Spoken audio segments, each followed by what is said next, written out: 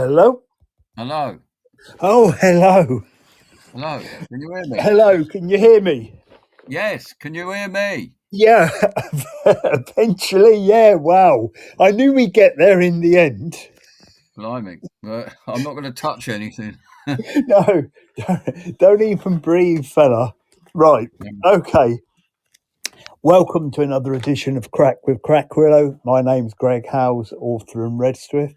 Today, my guest is Kris Needs, music journalist, author, DJ, Aylesbury legend, and loads of other things. Welcome.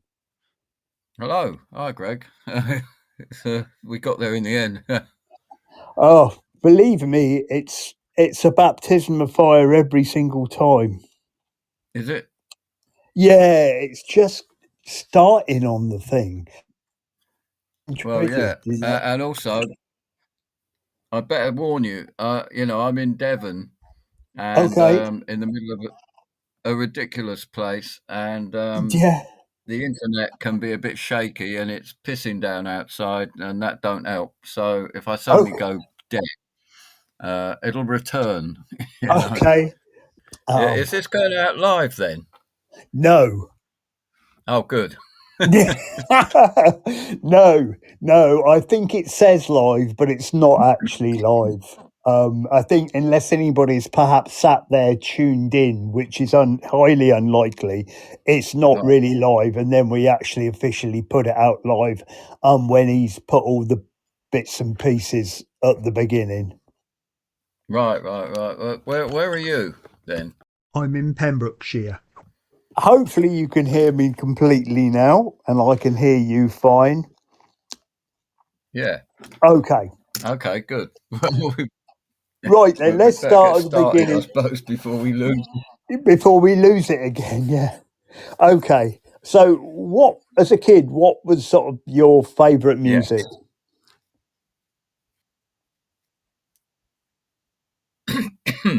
um, it started with Elvis Presley when I was about 6, Mm-hmm. and because I was born in 1954. I was born the week that Elvis recorded "That's All Right, Mama," so I like to think I was born the same week as rock and roll, um, Okay. and I sort of grew up liking Elvis, but then when I liked early Elvis, not Paradise Hawaiian style kind of Mm-hmm. Elvis too much, but then I used to watch all the TV pop shows, and always thought they were a bit clean. The Beatles came along, and they were okay. But then I saw the Rolling Stones, and everything changed, and never looked back really. So yeah, it all started, seeing the Stones when I was about 9 years old on Ready Steady Go, um, which went out every Friday. Brilliant show that was, and Mm-hmm. I basically grew up with the Stones, and it all went from there, really. Mm-hmm. I guess. And then you got involved with Mott the Hoople. How did that come Yeah. about? Well, I've literally a couple of weeks ago I was hosting a thing called Mott Fest in Mm-hmm. Ross-on-Wye, and I found it quite emotional because basically Mott was my entry to everything. Yeah.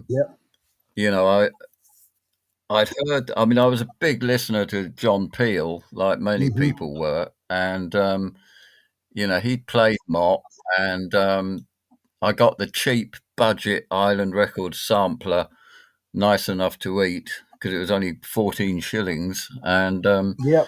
Mott were on that, and I was involved. I mean, the key element in all this was two things. Um, my school chemistry teacher, Mr. Robin Pike, um, he would organise coach trips from the school, and thanks to him, I saw the Stones in 1968, Jimi Hendrix in 1969, and then Wow. he told me he'd come up with the idea to start a rock club in Aylesbury, where I grew up. and I designed the membership card. The place was called Friars, and it was in a little club that held about 200 people. And that started in June 1969 when I was 14. Hmm. And I saw quite a few of the happening bands at that time, like, Edgar Broughton, um, East of Eden, Graham Bond, Renaissance. Um, and then he got this band um, called Mott the Hoople, who I didn't know much about at the time, although by that time I was already an avid reader of a magazine called ZigZag, Yep. which, I mean, all these elements coalesced at Friars. There was a guy called Pete Frame started ZigZag, and he lived up the road in one of the villages outside Aylesbury. Hmm. And I met Pete Frame, and he was Mott the Hoople's first champion. And he knew Guy Stevens, their lunatic producer, and Hmm. we had Mott on at the club, and they started off innocently enough, playing the sort of slow songs, but then they started turning it on, and it was the wildest band I've ever seen, Okay. and still is. They're really long hair, they were really loud, and they did like this 20-minute version of You Really Got Me by the Kinks, Yep. and absolutely demolished the place. And then 2 weeks later, Robin, my teacher, he booked Mott for the school Christmas dance. And I wasn't allowed to go because I was only in the fifth form, and it Hmm. was a sixth form dance. So I was really pissed off, and I went in the pub over the road, and who should be sitting in the corner but Mott the Hoople? And again, I was 15 years old, but I'd never met a rock band before, and Hmm. but I thought I was standing at the bar, being all sort of wondering what to do when Overend Watts, the bass player, came up, and he ordered a drink, and then I'd seen him at the club, and he recognised me, and he bought me a drink, and that was the first guy to buy me a pint of beer was Overend Watts, and he came, asked me to sit at their table, which I did. Ian Hunter said, "Are you coming to the gig tonight?" And I said, "No, no, they're not going to let me in because I'm fifth form, and my relationship with the school wasn't very good at that time anyway." Hmm. uh, and he said, basically, about an hour later, they said, "Come on, you're coming in with us," and they smuggled me in under a donkey jacket, and said I was their roadie, and I watched them from underneath the PA stack. Um, and they did it again, Great. and that's when I got to know them. And, that's what was emotional about doing the Mott Fest thing, because I interviewed Vernon Allen, the organist, and Hmm. he remembered that, but it was 55 years ago, and it, Yeah. and it all started there. And, after that, I'd go chasing around, following Mott wherever I could. And I saw them in various places. And in the meantime, David Bowie had come to our club.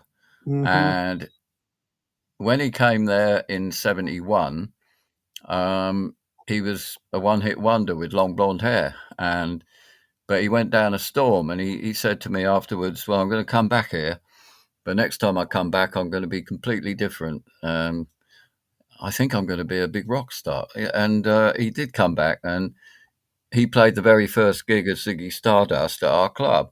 Hmm. And that was in January 72. So I started following Bowie about, and Hmm. I helped out with his fan club.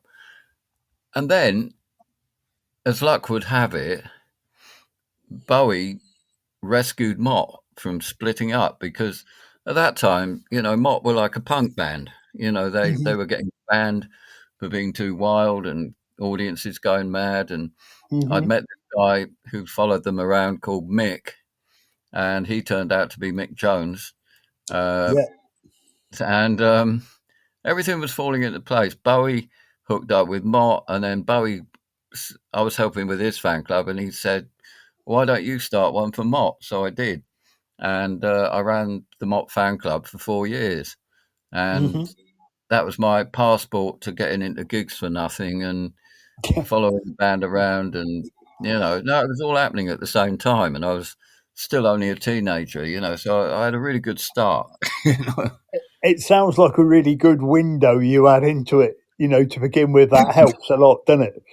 Oh yeah, yeah. Because I mean, it's just amazing that I got to see Bowie and Mott so much, and then I'd started on the local paper, um, in Aylesbury, the Bucks Advertiser, and And I the was still. Tame Gazette, wasn't it? I had to bring Tame Gazette in, it being a Tame boy, you see, originally. Oh, are you a tame person?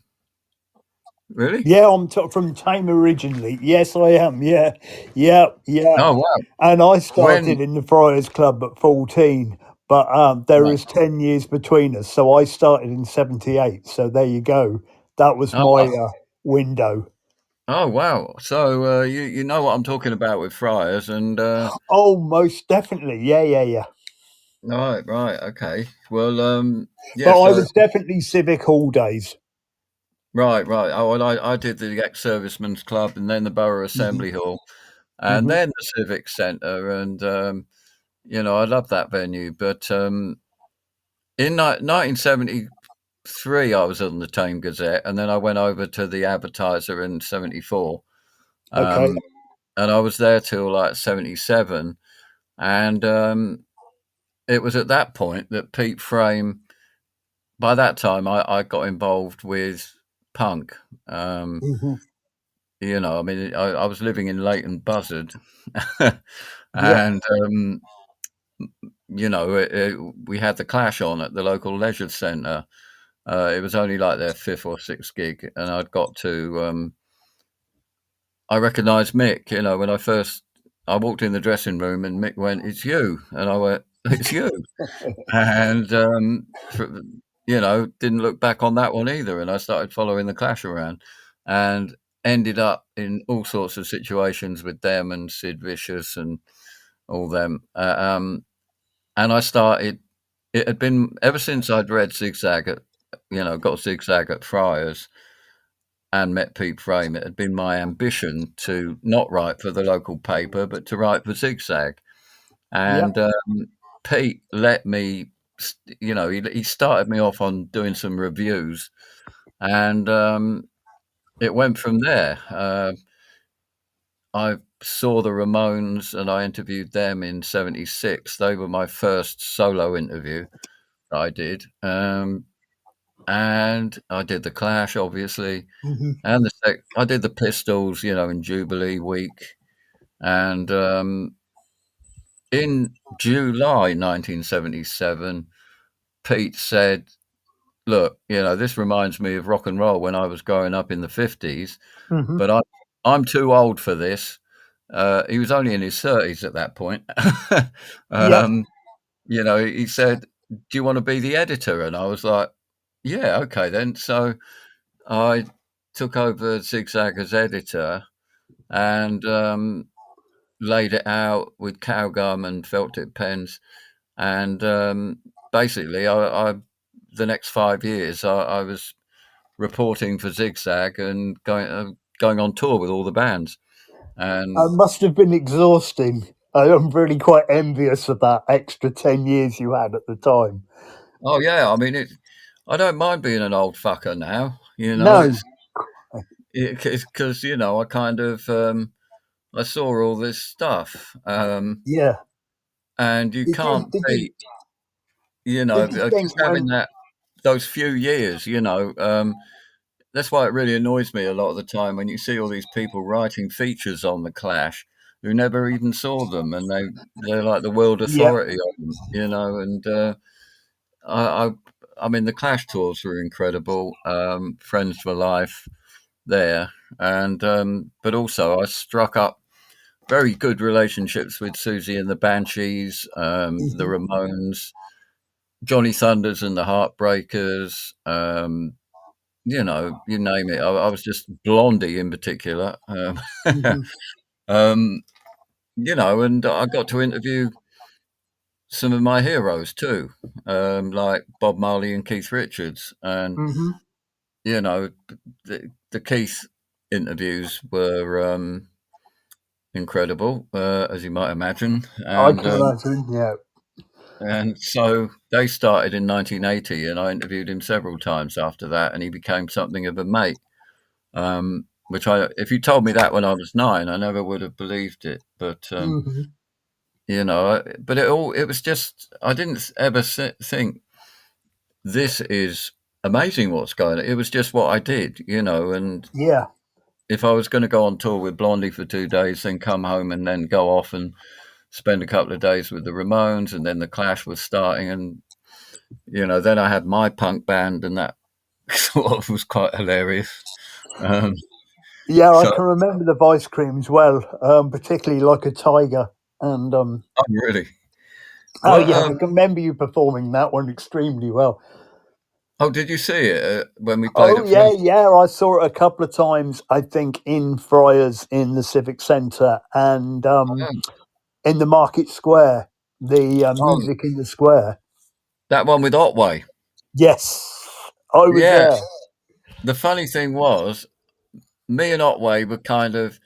Otway would never tell me that he was running off with Wild Willie Barrett, and I was playing bongos with him for about 5 years, and then he'd suddenly bugger off with Barrett, and I'd get a bit pissed off, and for years, decades, I didn't communicate with him, and then he turned up at Motfest a couple of weeks ago, so we got on great. It was just like 55 years ago. you know? Yeah, I remember those gigs very, very well. Yeah, for sure. Because he was a Um, local dustman, wasn't he, Otway? well, yeah, I mean, I met him when he was going to school, and Yeah. we formed a band and we played a lunchtime gig, and I was on bongos and we played Friars many times, and then it was Pete Frame who formed me a punk band called the Aylesbury Bucks. Hmm. Um, and Pete, this is just before punk. Yeah. And Pete wanted us to play. He had a brilliant record collection, and he kept coming out with songs like by the Standells and the Seeds and the Shadows of Night and all them, and Hmm. garage rock, garage punk, really. And then punk came in, and me and Colin, the lead guitarist, who was my best mate, sadly Yeah. no longer with us. Me and Colin started doing the punk stuff, and then that band splintered and turned into the Vice Creams, Yep. and the Vice Creams was the one you saw. I mean that was not a bad band, but the three of them, their girlfriends did not like me at all. They thought I was a bad influence I for some see. reason. Outrageous, and Home support. so I just I, at that point I'd asked Mick Jones if he'd produce our second single because we'd already done one which was pretty shit Hmm. because it was too high for my vocal. And then the band split like 2 days before the studio date at Olympic, and I told Mick, um, "Oh look, the band split," and he said, "Well, come in anyway. I'll get you a band." And me and Colin went along to Olympic Studios and walked in, and there's some familiar pink flight cases lying around, and Johnny Green, their amazing roadie. And at that point, Topper walked in, and Tony James turned up from Generation X, and I found we had basically the Clash as our backing band, but Nice. half the Clash as our backing band. And we did that song Danger Love, and it came out on Yeah. ZigZag Records and sold quite well. And Two singles, I think you had, wasn't it? Was a gatefold one the first one or the second one? oh, that was the first one. That was Yeah. supposed to be produced by the Flaming Groovies, Okay. um, and we did that at 9 in the morning at the same studio that all the Stiff lot used, Elvis Costello and that. And and the Flaming Groovies turned up when we just finished the session in the afternoon. So that was all right. Yeah, that was "Won't You Be My Girl" and That's "Oh it. One Oh One Two." Yeah. And then the second one was "Danger Love," and we tried to form a band after that, but it never. We did the opening night of the 16 Tons tour at Mhm. Friars. I don't know if you went to that. I don't think I did. No. Ian Jury and the Blockheads were on as well. They were we opened the night, and we only had one rehearsal because, again, the band. I still didn't have a band, and Mick had phoned up and said, "Right, you're supporting on Saturday," and I'm like, "I haven't got a band," and he said, "We'll get one. I already got you one band." Yeah. So I had to recruit a local bass player and drummer, and we had one rehearsal in a garden shed, and we went on and we did "Bright Eyes" by Art Garfunkel. Oh, I'm sorry, I missed that. Yeah, I was hopping around like a rabbit.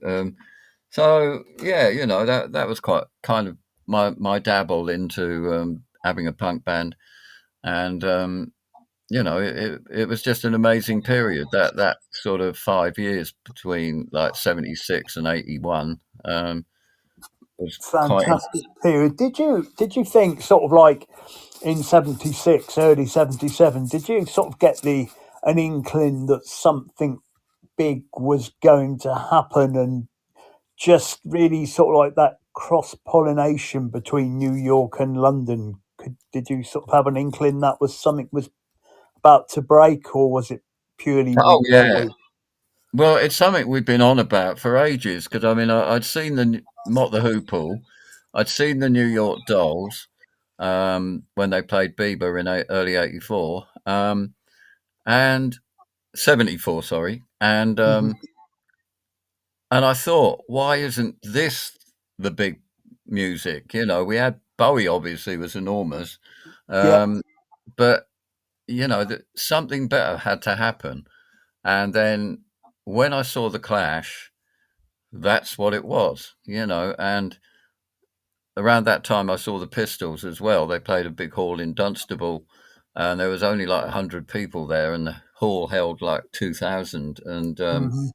they were supported by this band called The Jam, who we'd had on our local pub um, in Leighton Buzzard. Yeah. And, they were okay, but I didn't, um, I didn't get on with very well with Paul Weller back then. Hmm. Um, because I had a Union Jack badge with Clash written on it, and he thought Yeah. they owned the Union Jack at that time. It was stuff like that, and I got beat up Yeah. outside of their gigs, and he didn't like the fact I wrote about it in the review, which was very difficult not to.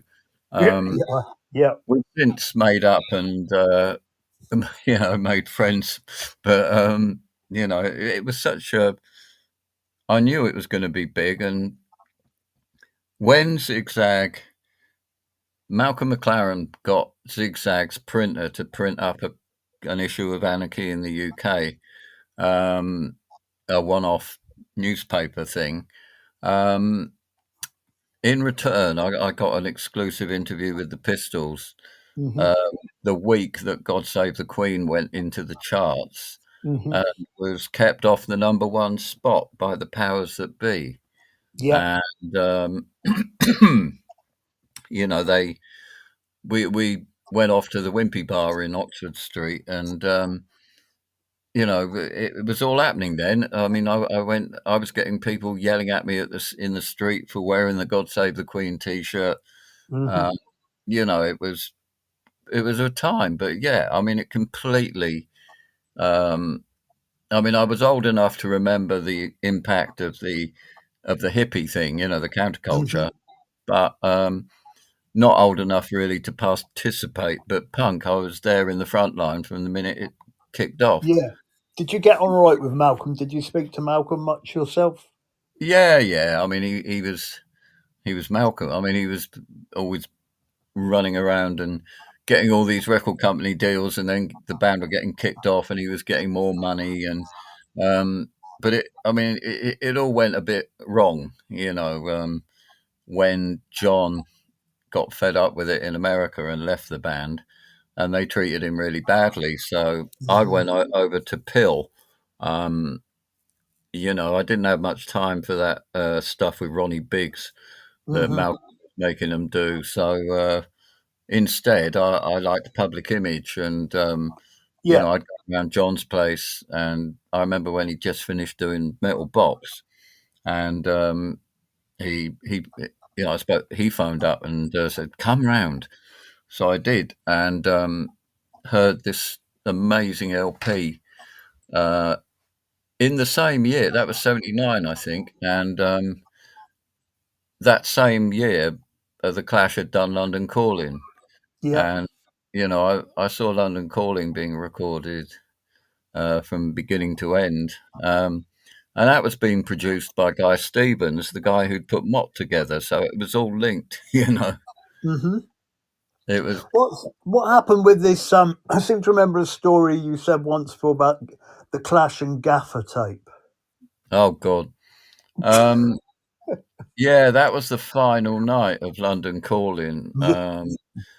When they'd finished the album and they had to sequence the tracks. Um, and Mick and Strummer and Guy and Bill Price, who actually did all the technical work, um, they were downstairs, sequencing the tracks. And I was upstairs in the games room with Simo and Topper, and we were just getting up to no good. And about 6 in the morning, Joe came in and said, "Right, we're finished. Time to hear the album." And it's like, "Oh, good." And I stood up, and then Joe went, "He's a journalist, you know." I mean, we're mates, but then he suddenly remembered I was a journalist, and for Hmm. some reason, they picked me up, bound me up in gaffer tape, um, stuck Topper's crash helmet on my head. I was carted down to the control room and dumped in a chair like that, and I had to hear London Calling for the first time, done up like the Mummy. It was mad. And then I went home on the train, and I hand wrote a You review. changed, I take it, by this time. Yeah, I managed to get it off. It was difficult. Yeah. And I went home and I hand wrote like the very first review of London Calling and got it in that ZigZag that came out that Christmas, which also had the first interview I did with Marianne Faithfull in it. So, Okay. you know, and that was another big relationship that sort of went on for, well, Mm. till she died, this year. Yeah. Yeah. Uh, Yeah. so that was quite a crucial zigzag for me.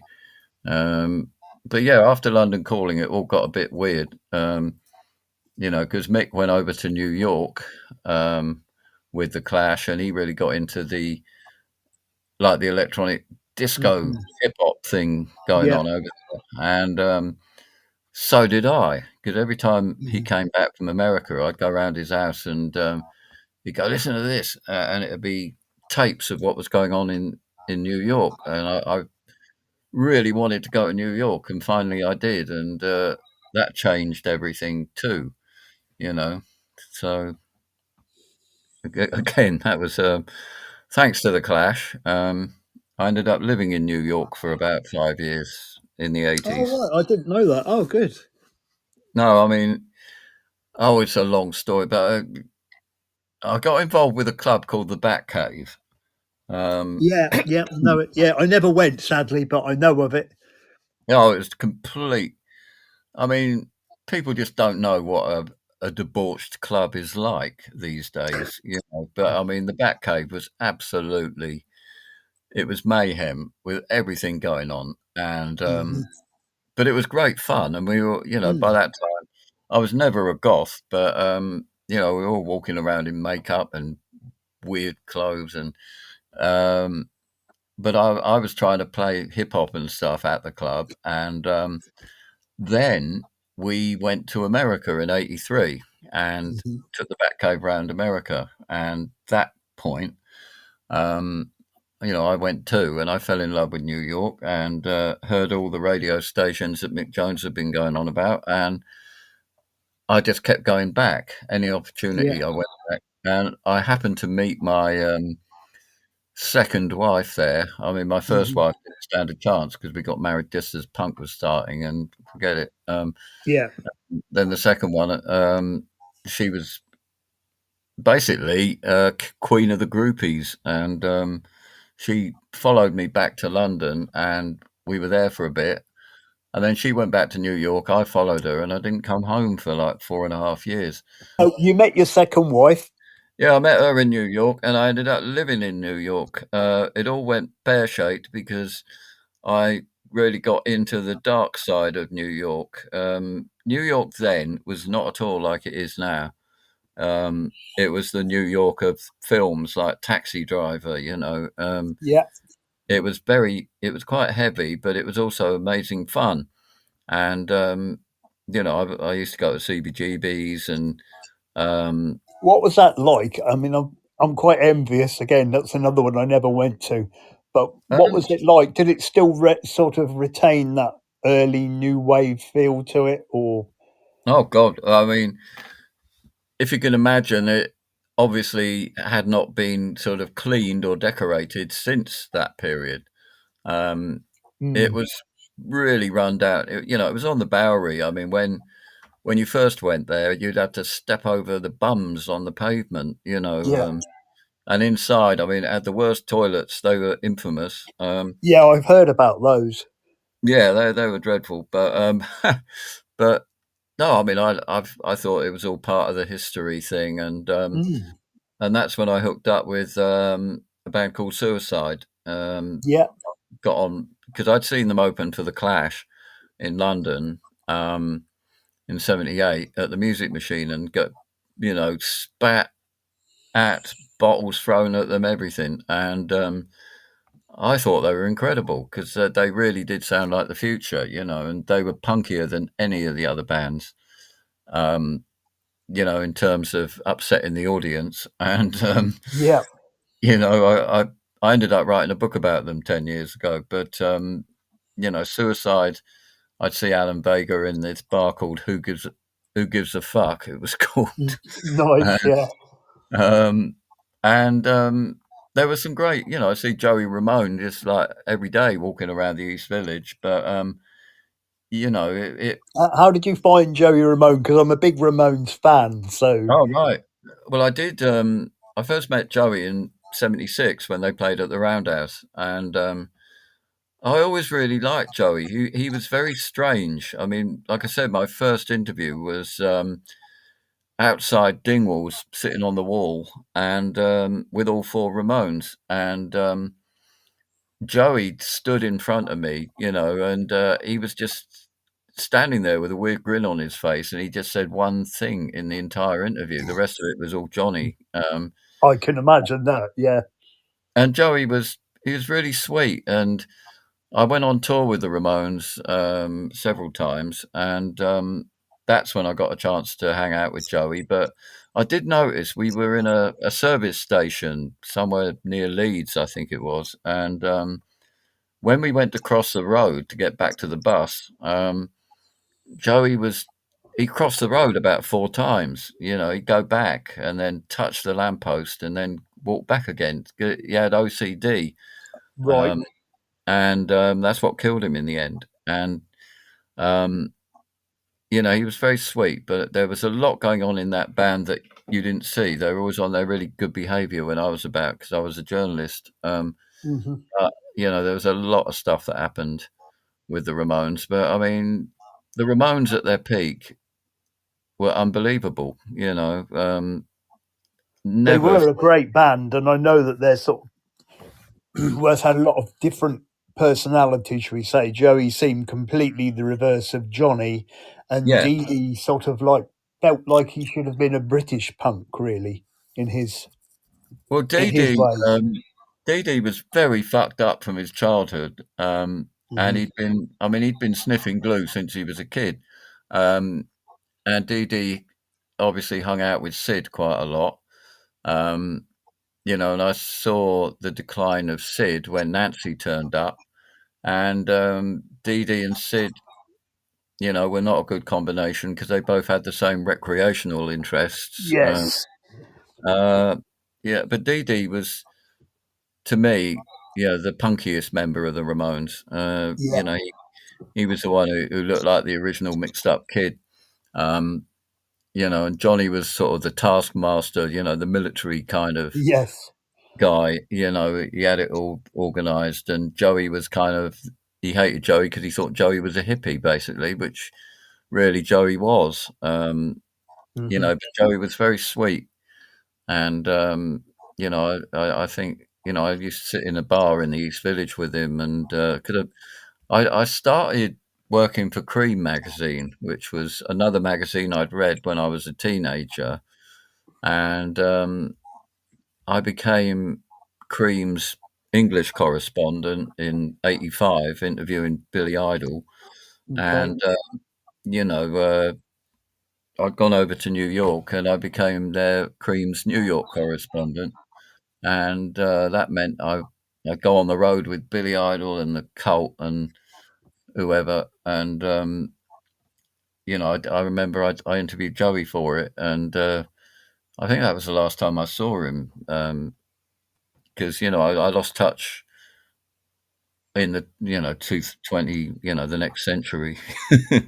um, but yeah, the whole New York thing was very pivotal, and it informed everything I did. But I finally made it back in 1990, and I found that Acid House had started, Yeah. and to me that was like the next big revolution, like punk. Hmm. Um, because it was all people doing fanzines, t-shirts, printing up records on independent labels, Yeah. and it was very controversial because, obviously the newspapers and the powers that be did not like Acid House at all. And I got involved with that, and I hooked up with a guy called Andrew Weatherall, um, who is the greatest UK DJ that ever we ever produced. Hmm. And I got to know Andrew. I ended up making records for his Sabres of Paradise label, which was actually run by Nina Walsh, who is over there. We now share a house in Devon. 35 years later, or whatever it is. Okay. It's so that was a whole new world, which Andrew got me into. I mean, I made a record with Nina where we recorded their guinea pigs and put it over a banging techno track called Why not? the Rabbits, because Yeah. we bonded over rabbits, and you know, um, so that's another story. I mean, Well, the whole. everybody's got to have a hobby, I suppose. Well, yeah, I always kept rabbits. It's been my grounding thing, I guess. Hmm. Um, but to me, again, Acid House was a sort of logical progression from punk because thanks to Andrew and Nina's attitude, punk lived in what they were doing within that world, and again, punk had so many terrible bands, the ones that copied people, Yeah. the Yeah. originators were great, but the ones that Hmm. weren't great, like with Acid House, were the ones that heard other people's records and tried to copy them. Yeah. And it was, none of those two things were about that. It was about coming up with your own ideas, you I've know. always felt it was just that originality, energy, um, just leading the way, like you say, rather than this sort of replicating itself and just rearranging somebody else's lyrics. Yeah, yeah. I mean, it was. I mean, I saw hip hop as a sort of black punk, um, Mm. because the way they were putting records together and then saying what was going on the street, Yeah. uh, that was punk. And I think the punk thing runs through everybody, of any worth. I mean, Keith Richards was the original punk, Yeah. you know, and he certainly put up with a lot more oppression from the law, um, than anyone else, for a few Hmm. years. Um, it's a spirit where you're up against it, and I think it, for me, Prodigy really sort of carried on that punk thing, possibly, arguably more than any other band. well, funny you should mention them. I was their DJ. Hmm. Um, in I mean, that's a story in itself. Have we got time? Yeah, yeah. Go for it. No, go for it. Okay. Basically, getting back to Andrew and Nina and being on their record label. Well, Nina was helping organise a festival in Iceland, and it was in the middle of Iceland. Um, and she had the Prodigy and Bjork, obviously. Yeah. And I went along to DJ. By that time, I'd been Primal Scream's DJ. I did that for a couple of years. Hmm. Um, in '94, I toured Europe and Japan and UK with Primal Scream at the same time that I was making my records for Sabres of Paradise, and I was also working with Left Field. And we went to Iceland, and headlining on the last night was Prodigy. And it's a long story, but basically, I went missing in Iceland, and I made it to the airport, but found I'd lost my plane ticket and my everything, and Hmm. so I had to get a later flight, and I flew back to London with the Prodigy, and we got talking, and I did a remix for them because I was doing remixes by then. I did over 100, and but, Liam said, "Do you want to DJ for us at this gig we're doing in Ilford?" So I said, "All right then," and I did, and I started off like you say. They they definitely hit me to have with the punk attitude, Yeah. and so I thought, well, I'll go in for a penny. So I played Complete Control by The Clash, and before they came on, I played Anarchy in the UK, and Yeah. they liked that, and so they asked me if I'd DJ on the Fat of the Land tour, which was '86, I think. And yeah, so I DJ'd for the Prodigy, and by this time they had a guitarist, Giz Butt, coming on, and I ended up doing a remix for them of this track called Fuel My Fire, which never came out, but it was mad electronic punk. Um, so yeah, I mean, you're dead right there. Prodigy were definitely flying the flag. Nina um, made Keith a couple of pairs of Sabre. She had a Sabrettes label, and she made him a couple of pairs of bondage trousers, which he proudly wore. I really miss Keith. He was a great guy.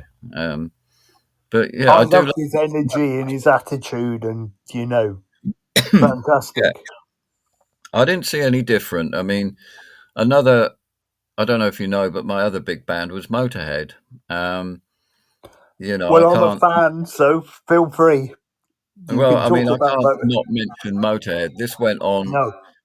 Um, I really got into Motorhead after hearing their first single, which came out the same summer that all those great punk records were coming out, and Yeah. Motorhead came out with their one, and it was louder, faster than any of them. And I thought I must see this band. So we had them at the club, and they played Friars, and I went in the dressing room afterwards and to interview them. I thought I'm going to put them in ZigZag, and I walked in the dressing room, and Lemmy came walking up. "Oh, you the interview?" And I said, "Yeah." And he said, "Right, do this." And he got a Nazi dagger out of his belt, shoved it in this carrier bag full of pink biker speed, shoved it under my nose, and then gave me a can of special brew that I had to down in one. And that was my initiation test. And I spent 5 years. Yeah, I was 5 years on the road with Motorhead, which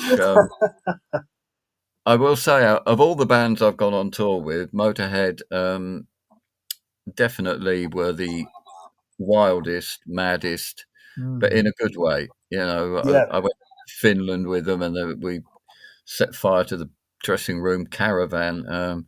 and set it afloat in a lake. And they got arrested at the airport going back. And I ended up writing my first book about Motorhead that never came out. But I did stuff like I saw Ace of Spades been recorded from beginning to end. And again, these days I work for Motorhead, writing the sleeve notes for when all the reissues that are coming out. Okay. It's just really sad that none of the original Motorhead are here anymore, and neither are the Ramones. No, It's I mean Lemmy was a real character. I mean, I always felt that he was good in Hawkwind, albeit I was very young at that age. But looking back at what he did with Hawkwind was great. And I yeah, still love, funny enough, Motorhead and the Ramones. I still listen to them both a lot. yeah. I mean, you can't beat Motorhead. And funnily enough, Motorhead and the Ramones got on. They got on really well. Um, in fact, Motorhead wrote a track called Ramones. They did. That's right. In tribute to them. And I just thought they were, Motorhead were doing what the Ramones were doing in different, with long hair. I mean, it was no real, it was the sort of band you went to see them. They grabbed you by the scruff of the neck, shook you about for an hour, and then left you a drained heap on the floor Yeah. after. You know, I always liked bands that did that. The early Clash did that. Um, it was kind of. Joe Strummer definitely his energy as well. I mean, it was almost like the guy was electrocuted, on stage, wasn't it? Did you see the Clash then, Greg? Yeah, yeah, yeah. Well, I mean, from sort of 78 to about 81, I didn't miss that many bands at Friars. The Adverts was my first one, and when I was 14. Oh, And we supported them. yeah, I think it might have, I don't know whether it was on, I think, I'm trying to think who was it. Was it that first night? Was it April 78? Yeah, that was us supporting them. There you go then. I must have seen you before I saw the Adverts. Excellent. So we were your Great first night. band. Fantastic night. I mean, um, 78 at Friars was a fantastic year. I mean, it was a great year to start going. I mean, I think 14 was about realistically for being allowed in there, being the age to be allowed in there. But I think it was like within about a couple of weeks or months, maybe it was the Clash, the Jam, and it just kept going from there. Really, it was just one. Every 2 weeks to a month, there was another really excellent band, all on the point of sort of breaking through. And then it was Susie and Spears Oil and Human Mm, League. And I can remember seeing them there, and thinking that's really quite different. mm. When they came on, and I seem to remember they had a film running behind them, and just their whole sound was quite different. It's a shame they got a bit overly commercial later on, but their first single was just fantastic, I thought. Well, they were supporting. I went on the Join Hands tour, I think it was, with the Banshees, and Hmm. Human League was supporting. And I thought the same. I'd had them in ZigZag, and I've always thought they were a good band. And It the Cramps were another eye opener when they played Friars. Oh, yeah, they were supporting someone really dodgy, weren't they? Like the Police or I something. think it was the Police. Yeah. Yeah, who I hated. I mean, I really loathed the Police because they were so up their arses, um, and they sounded so squeaky. I mean, the best thing that we ever did with Motorhead was when at the Reading Festival when the Police were headlining, and Motorhead was the band on before the Police, and we showed up in a Swiss Army car, an armored car, looked like a tank, and they were scared shitless. And Motorhead came on, and it was the bomber period, so they were Oh, really. right. And then the Police came on and did their sort of wimpy, Mm. squeaky cod reggae. Sting's ego all over the place, and that annoying drummer. It was. Um, There were some very annoying bands around at that time, but I Well, I was wasn't a fan. I mean, I can remember when I did what. I mean, thankfully, I watched them because the Cramps stole the show. I remember when the Police, when they came on, I think they did about 3 encores and played exactly the same records in the same order as what they played earlier, actually, so if I seem to Yeah, recall. yeah. But the No, the Cramps. Cramps, I thought, wow, this is something different. Yeah, I saw them several times, and I interviewed them, and yeah, I mean, I love the Cramps. I mean, I wrote a big thing about them last year. Because they again came out of that whole New York thing. Mm, Um, Even though they weren't New Yorkers, but it took New York to sort of break them, and they became the Cramps in downtown New York in all the decay and mm, squalor and hmm. artistic, you know, anything went kind of Yeah, thing. And the same went with Blondie. I mean, did you go and see Blondie at Friars? I didn't. No, no, I don't know why not. I mean, I think I probably like Blondie now more than what I did at the time because I think that they were. I never. It's not a band that you could not like, but it was probably a bit poppy for me at that time Yeah, where I oh was yeah. at musically.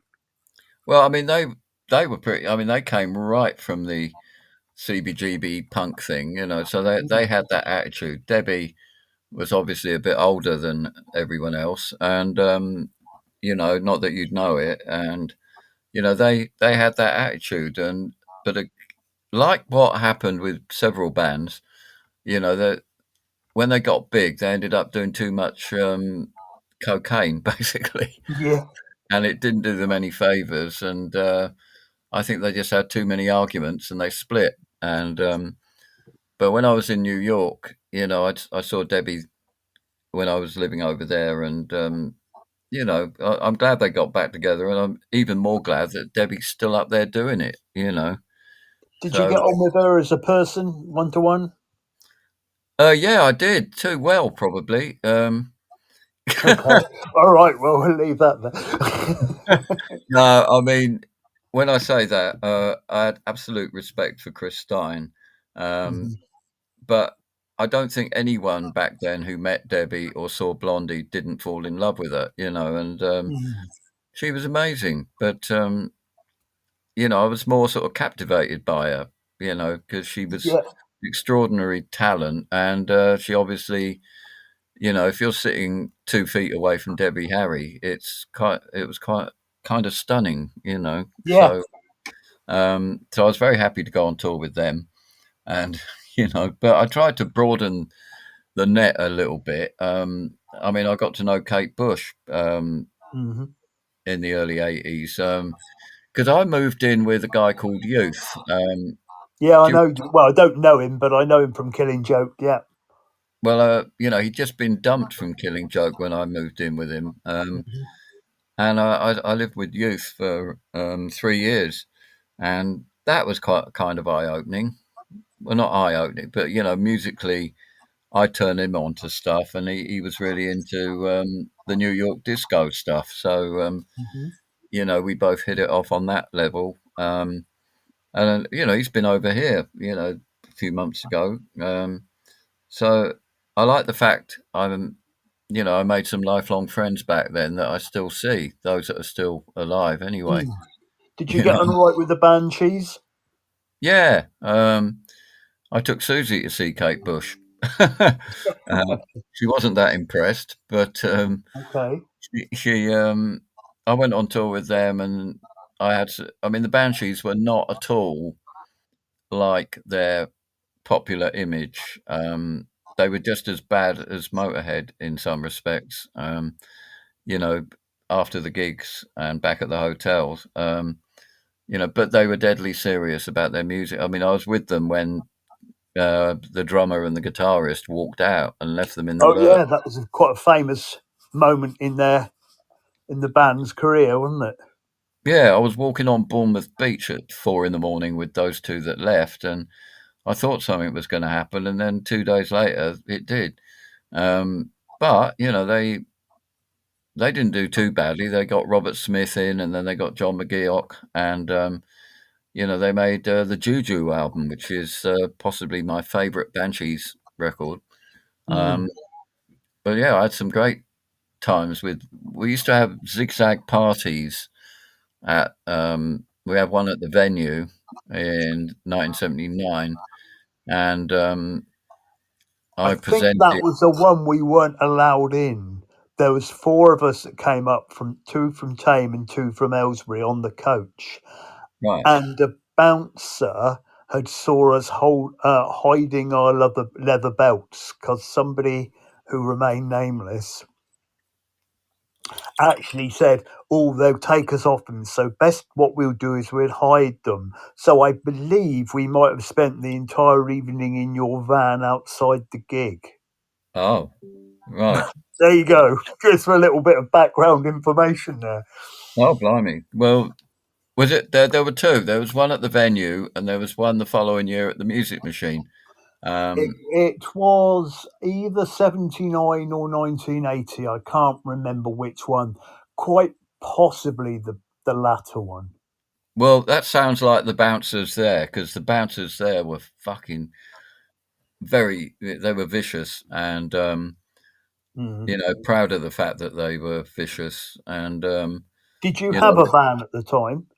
No, I've never had a van in my Well, life. I it don't must have drive. been somebody else connected with it then, the promoter or something, but we ended up spending it outside in the van, right outside the premises. But there you go. Oh, right, right. I see.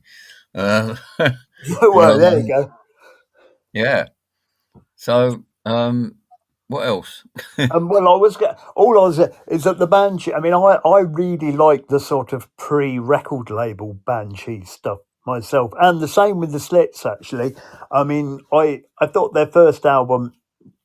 I think did they only perhaps do one, but I like their John Peel sessions arguably better than anything they ever did on vinyl myself. Yeah. Well, I saw the Slits supporting the Clash at Harlesden in March '77, Hmm. and they had a different guitarist. Kate was the guitarist then, and I thought they were really good. And then Viv joined, and when Pete Frame gave me ZigZag, I thought, what's going to cause a big splash? Oh yeah, um, the Slits. So because ZigZag had been like a hippie Jackson Brown, Neil Youngy kind of thing, and I thought this will get up their nose, so I stuck the Slits on the cover, and I used to go to a club called the Vortex on Wardour Street, Hmm. um, and it was a disco normally, and the Slits and the Banshees played the opening night, and the Slits then were exactly as you described now. I actually took John Peel down there and introduced him to the Slits because Hmm. his producer John Walters did a column in ZigZag every month, and Right. Walters, he was a great bloke, and he came down to the Vortex, and then Peel came down with him, and I brought Harry and Palmolive over to say hello, and somehow he ended up banging his head on Palmolive's head. I don't know how that happened, but Peel was a big fan, and the next day, he booked him in for a session. So, Mm. Oh, you know, it was great. Speaking of clubs, I mean, I really, really, the best one I ever went to was definitely the Civic Centre, the Friars Club in Aylesbury. I mean, that was quite a special place, wasn't it? Really? yeah, yeah, it was. And again, I did an event because I've got no time for the place where Friars is now. No. Um, it's horrible. But I did an event there about a month ago. About Friars and the origins. It being invented by my teacher. Yeah. Um, and he got up. I mean, we're still mates. Every time I go to Aylesbury now, we always go out for lunch. Mhm. Me and Robin, and if it hadn't been for him, um, two people figure very highly. And at the moment, I'm writing my autobiography again, and the two main characters who got the ball rolling were Robin Pike and Pete Frame. Right. If Robin hadn't started Friars and asked me to do the membership card and and then given it to Dave Stops, who David Stops, as he is known. I never would have met Mott and Bowie, and Mhm. if Pete hadn't come to Friars and I'd met him there and given me ZigZag, I never would have been going on the road with all the bands that I've been mentioning. Um, I might have gone to see them, but I wouldn't have had access all areas that I did thanks to Pete giving me the magazine. So they figure very highly in my autobiography.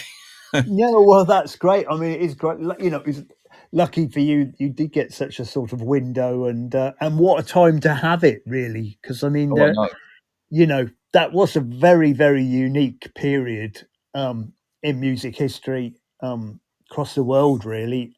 And but yeah, the Aylesbury Friars Club was fantastic, and I. What, have you got any recollections about the Green Man pub in Aylesbury? Oh, yeah. That was quite something, wasn't it? In there, Bill and Ollie. I yeah. mean, the Green Man had been. It was one of the. There were certain pubs in the town centre that were heavier than the others, Mm, and we all went in the Dark Lantern in the early 70s. The Dark Lantern was kind of like the drug pub where all the mm, hippies went, and then we started going in the Green Man when Friars was on in the Borough Assembly Hall. Because originally, when we'd be queuing outside to go into the Borough Assembly Hall, um, the Green Man regulars would be taking the piss. yeah, But then I found out that everyone was going into the Green Man, and it became a ritual on a Saturday morning to watch Tiz Was on the TV. yeah, Everybody watched that, and then go to the Green Man at lunchtime. And I met my mate Colin was a regular, and every time the bands came, like you'd find Lemmy on the fruit machine or Joe Strummer had come in. The bands would drop into the Green Man, and there was a lovely little scene around that pub. there Um, was, yeah. when we Very did that, sticky carpet, I seem to remember. yeah. Oh, I mean, it was a scene of all sorts of spills Yeah, and stains, and but it great, was. great jukebox. Yeah, the jukebox was Ray Duffy, who was the son of the landlord, Bill and Ollie. Mhm, Um, and Ray put the record. I gave him loads of. I mean, I'd get sent all these singles, mhm. and this is a source of great annoyance because I mean, I was getting sent like the early Joy Division singles, and I'd be like, "Well, this is all right. Do you want it for the jukebox?" So they all these things were on the jukebox, and God knows where they ended up. And these records now are worth like 10 grand. Yeah, It's like, it, um, but it was it's it was great there. I mean, I remember used to going over for a sort of Friday and Saturday night evening because we lived in Tame and Sale, but we used to get to bus over and at sort of 15 and stuff and spend the night in the Grapes and the Green Man and yeah. Saturday afternoon, sort of like going around the Market Square and Earth Records. There was Oh, Earth another place. Records. Yeah, me too. I mean, when I worked in Tame, I was living at my mum and dad's in Aylesbury, and but every day I'd get the bus at 9:15 from the bus station to be at work in Tame, and The 280. yeah, the red bus we used to Yeah, call it, yeah, 280. Yeah, yeah. and I'd hitch like you could in those days, Yeah, and yeah. um, I'd go over to Tame, and but I'd go into Earth Records every morning and peruse the. I mean, I still see people, guys that work there. Um, Paul Kendall worked there for a bit. He was the bass player in the band that Pete formed us, and it was a complete scene. I mean, we even did an Aylesbury fanzine. I don't know if you remember the Aylesbury Rock set. Um, Go. there were 9 issues, and it came out Mm, between 1976 and 77. And Pete Frame, we'd do it in the office of the Bucks Advertiser after everyone had gone home, and it'd be like the Clash and all those mm. bands. It was amazing fun. There was a whole little scene.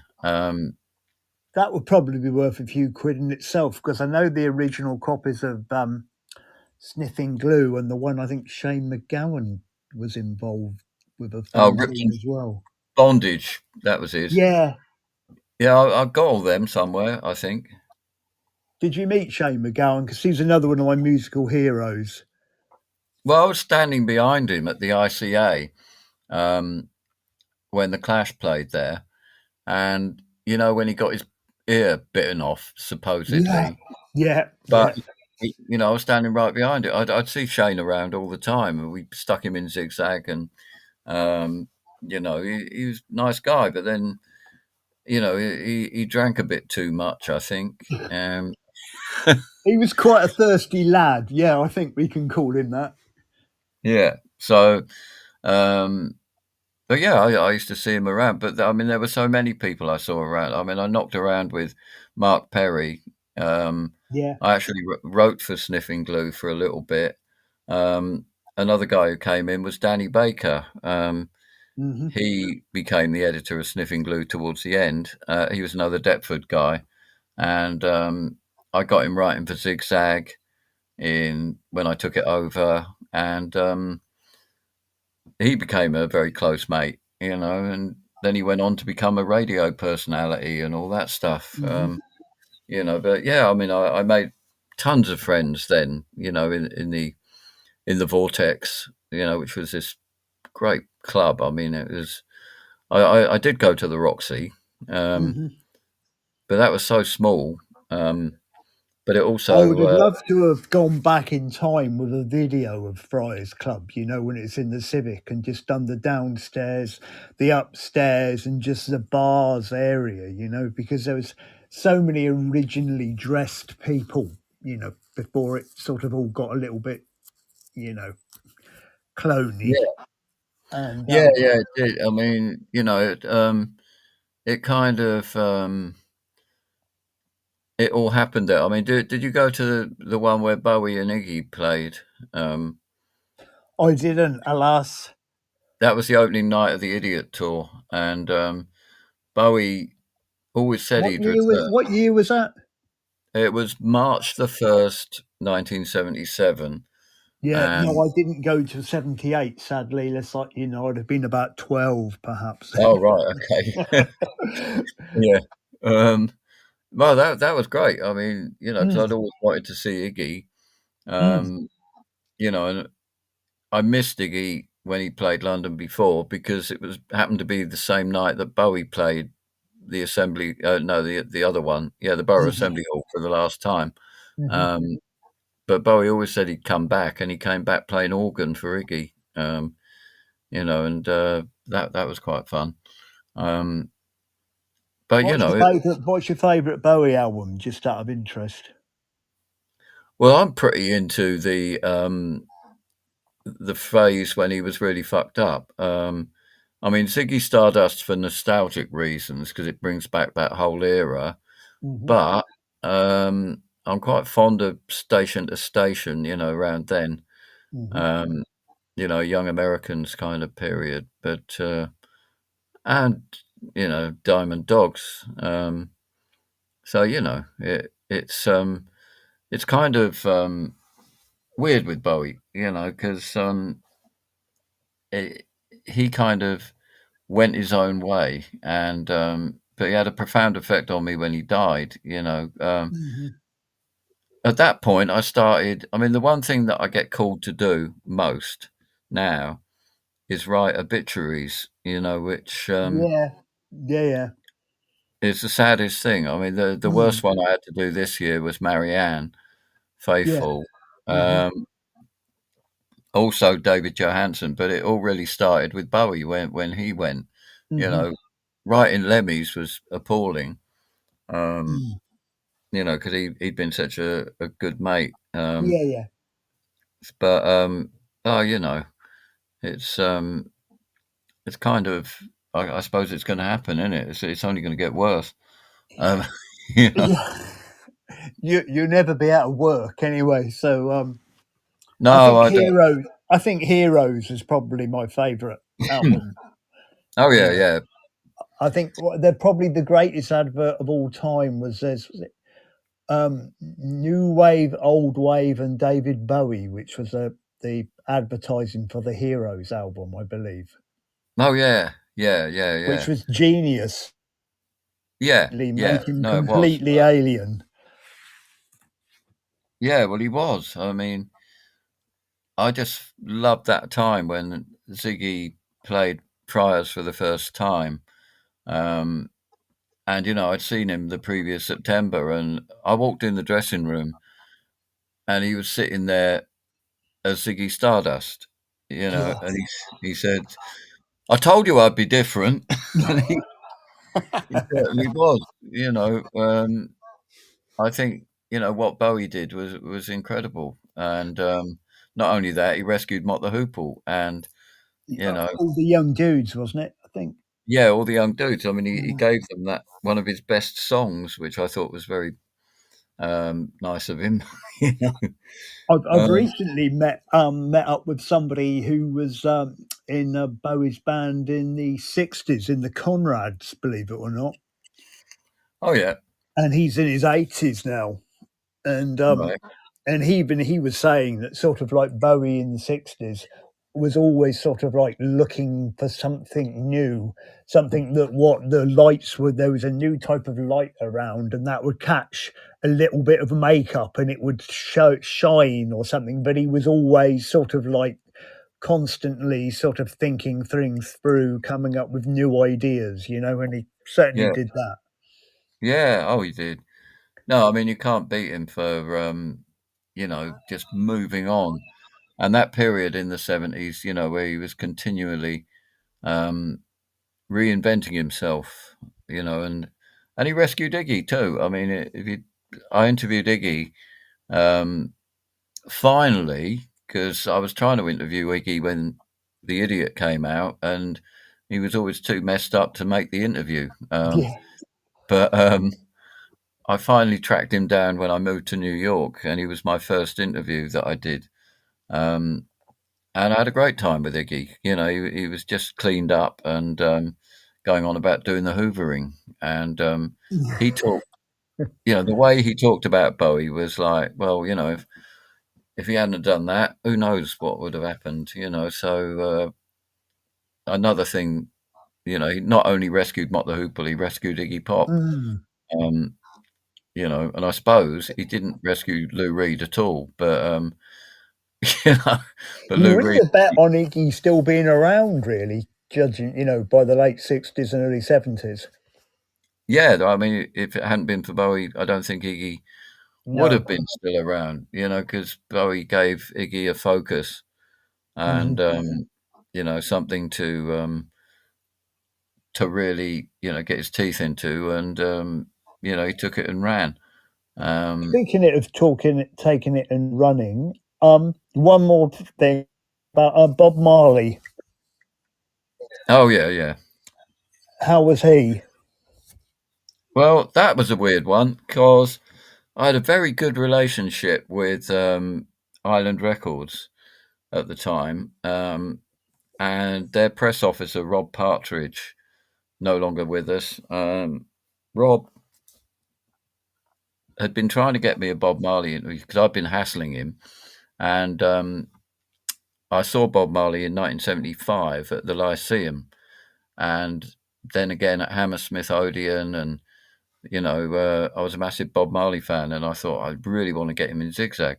And Bob said, "Okay, but we've just signed this new band, and if you cover them, I'll see what I can do."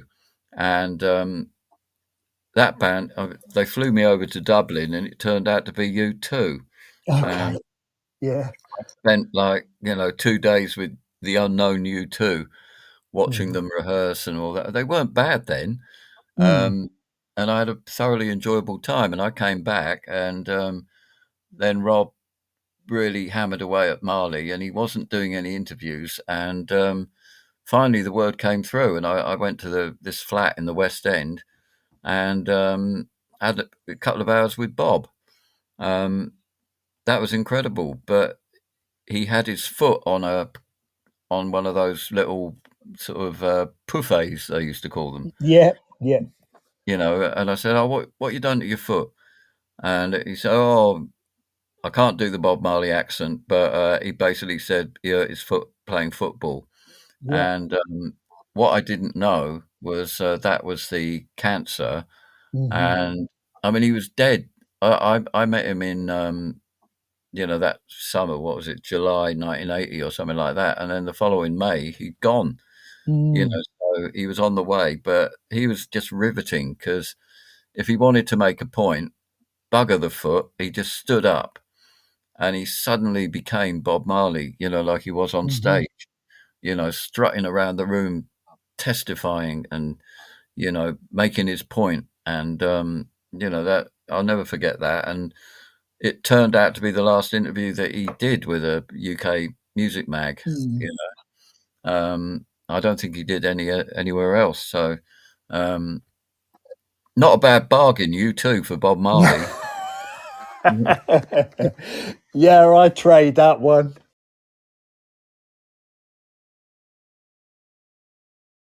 Well, look, man, I could chat with you all day, but I suspect you've got other things to do in Devon. Well, And no, I mean, I'm sitting here. Um, I've actually been working on a suicide feature for most of the weekend, I think. Um, because I'm writing a book about Marty Rev in suicide as well at the moment. I'm writing two books at the same time. Um, and do you just off? I mean, I'm not sure how much to put this or put in, but just for the record, I mean, I'm an author myself, but I must think I really don't like the editing part. Do you enjoy it? the editing part, well, my worst quality as a writer is overwriting. Um, Okay.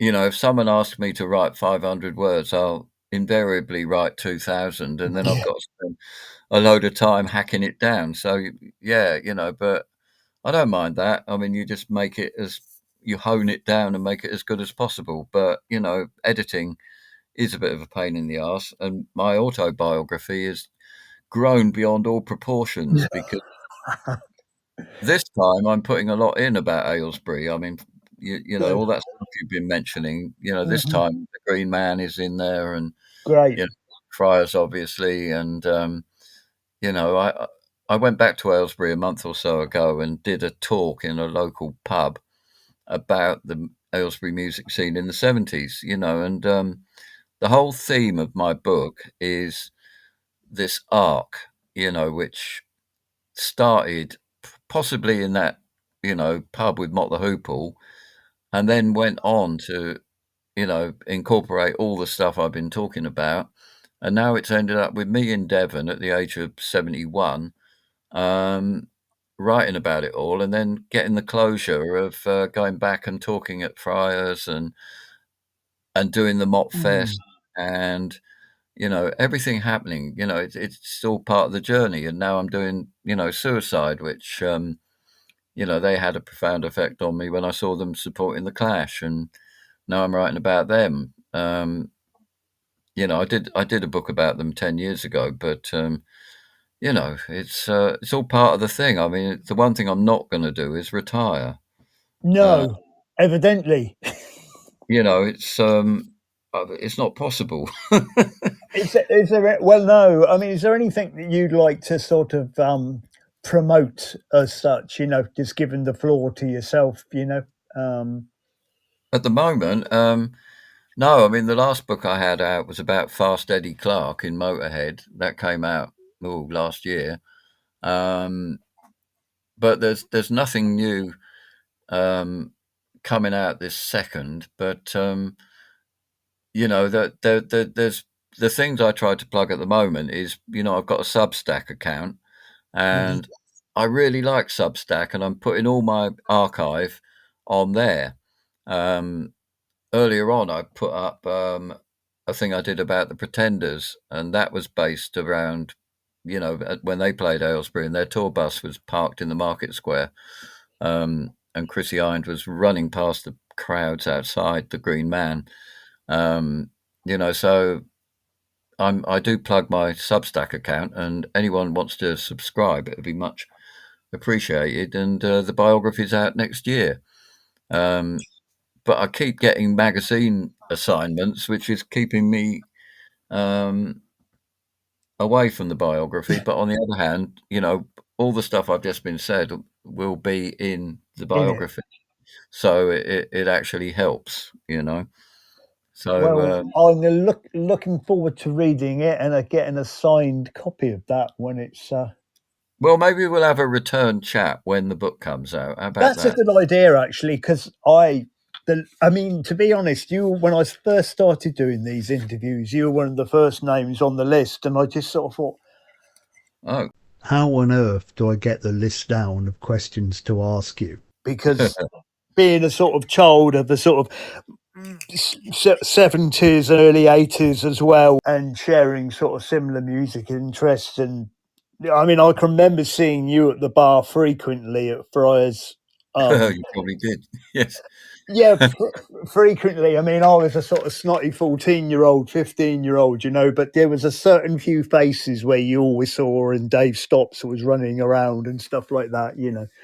and And I was propped up at the bar. Yes. yeah, I can remember that. I mean, that was the thing with Friars, actually. That I mean, I love the Ramones, but I seem to remember. I won't say why, but I did miss about half of their set, if not more, just chatting to someone in the bar, because you just did that sort of thing, then, didn't you? I Oh, don't I think know. you appreciated just sort of how fleeting these moments were at the time.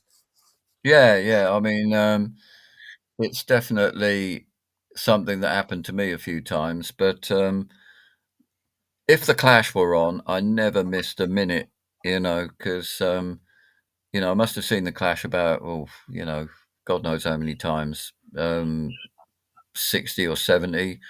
And there were certain bands you didn't want to miss them, and the